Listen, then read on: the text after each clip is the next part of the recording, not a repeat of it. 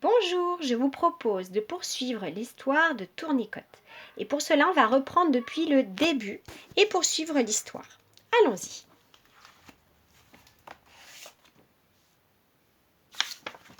Tournicotte.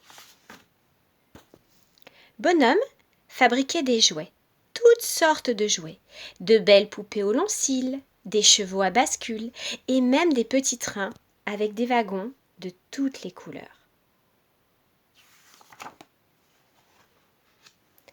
Tous les enfants de la ville venaient admirer les jouets de Bonhomme.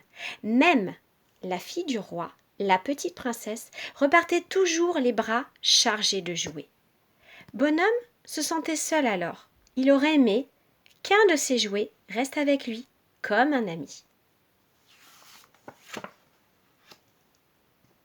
Un jour qu'il était tout triste, il trouva un morceau de fil de fer sur son établi. « Tiens, se dit-il, faisons quelque chose avec ça. » Alors il tordit, il tourna, il tournicota, et une petite tête apparut. « Bonjour, dit-elle. »« Bonjour, répondit Bonhomme. »« Où suis-je » demanda la tête. « Attends, dit Bonhomme, je n'ai pas fini. » Il tordit, tourna, tournicota, et voilà, c'était une petite bonne femme. À peine terminée, elle se mit à danser sur l'établi.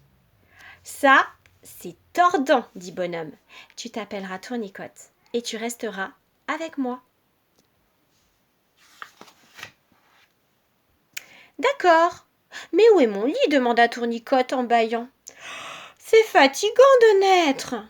Je n'y avais pas pensé, avoua Bonhomme. Mais voilà, il avait trouvé une boîte à clous juste à la taille de Tournicotte. Il la posa sur sa table de nuit. Bonne nuit, Bonhomme. Bonne nuit, Tournicotte. Et Bonhomme s'endormit de très bonne humeur. Les jours suivants, le bruit courut dans la ville que Bonhomme avait fait une poupée extraordinaire qui parlait et dansait toute seule. L'atelier était rempli de curieux.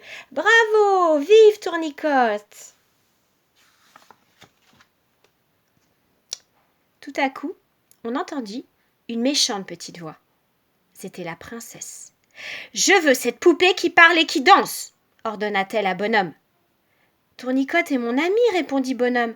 Votre Altesse peut choisir toutes les autres poupées, mais pas ma Tournicotte. »« C'est ce que nous verrons !» cria la petite princesse.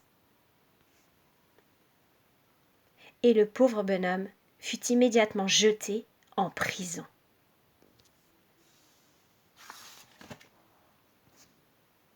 Et maintenant, danse pour moi !» ordonna la petite princesse à Tournicotte. Mais Tournicotte resta parfaitement muette et immobile, comme n'importe quelle poupée. La petite princesse eut beau crier, pleurer, taper du pied. Rien n'y fit. Tournicotte ne bougeait pas. « Ce n'est qu'une vilaine poupée en fil de fer !» grogna la princesse déçue. Et elle jeta Tournicotte dans un coin et elle l'oublia complètement.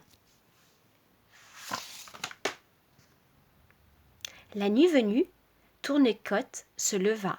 Elle se faufila hors de la chambre et partit à la recherche de Bonhomme. La prison se trouvait tout en bas d'un sombre escalier. Tournicotte descendit courageusement. Et voilà pour cette partie. Alors comme d'habitude, je vous propose quelques petites questions pour voir si vous avez compris l'histoire. Et puis on y répondra ensemble la prochaine fois. Alors la première question. Qu'ordonne la princesse à Tournicotte? Elle demande quelque chose à Tournicotte. Deuxième question. Que fait Tournicotte lorsque la princesse lui demande de danser? Comment réagit Tournicotte quand la princesse lui demande de danser? Troisième question.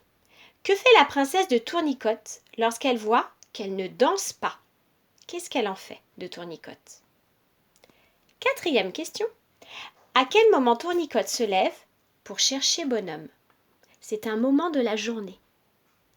Et enfin la dernière question, la cinquième. À ton avis, où se trouve Bonhomme et pourquoi sais-tu qu'il se trouve là? Je vous laisse réfléchir et on aura la suite la prochaine fois.